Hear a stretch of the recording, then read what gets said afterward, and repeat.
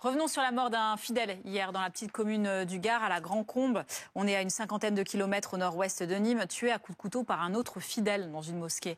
Boris Karlamov, vous nous avez rejoint pour nous dire que on a des nouvelles informations à ce sujet, notamment, et vous avez pu notamment prendre connaissance d'une vidéo, puisqu'on sait que ce fidèle a filmé la scène.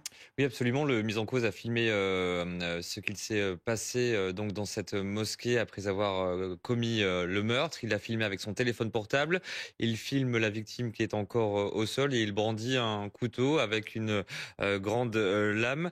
Cette vidéo a donc été tournée après qu'il lui ait asséné plusieurs coups de couteau. Dans cette vidéo qu'on a pu consulter, qu'on a fait le choix de ne pas diffuser, eh bien l'auteur présumé insulte la religion de la victime. Il insulte également son Dieu. Aujourd'hui, on en sait un peu plus sur cet auteur présumé puisqu'il a été identifié. Il est toujours activement recherché à la fois par les gendarmes et par les policiers, notamment de la police judiciaire. Il y a une enquête pour meurtre qui a été ouverte par le parquet d'Alès, le parquet national antiterroriste qui est toujours en cours d'évaluation sur ces faits, mais aucune piste n'est envisagée. Le mobile reste inconnu à ce stade. On sait que la victime était un habitué de la mosquée, ce qui n'est pas le cas de l'auteur présumé. Merci Boris Karlamov. On va tout de suite partir, justement, je vous le disais, à 57 km au nord-ouest de Nîmes, à la Grand-Combe, où Clémence Renard nous parle du retentissement de ce drame 24 heures après les faits.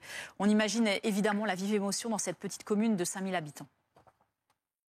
Oui, évidemment, une immense émotion sur place. On a pu discuter tout à l'heure avec plusieurs fidèles. Quelques-uns d'entre eux nous ont dit avoir visionné les enregistrements de caméras de vidéosurveillance du bâtiment. Ils ont donc vu ce crime très violent. Certains nous ont même dit être tombés dans les pommes en les visionnant. Et ce qui choque surtout ici, c'est que ce crime a eu lieu dans un lieu de culte, dans une mosquée. Ils nous ont dit n'avoir jamais vu ça. Et on a discuté avec des personnes qui connaissaient la victime. Ils nous décrivent une personne très gentille, discrète, très généreuse aussi, une personne qui était investie à la mosquée. Elle participait par exemple régulièrement aux tâches ménagères comme d'autres fidèles dans le bâtiment. On a vu également plusieurs habitants venir devant la mosquée pour déposer des gerbes de fleurs pour lui rendre hommage. Les fidèles qui sont désormais en train de réfléchir à une action pour honorer la mémoire de la victime.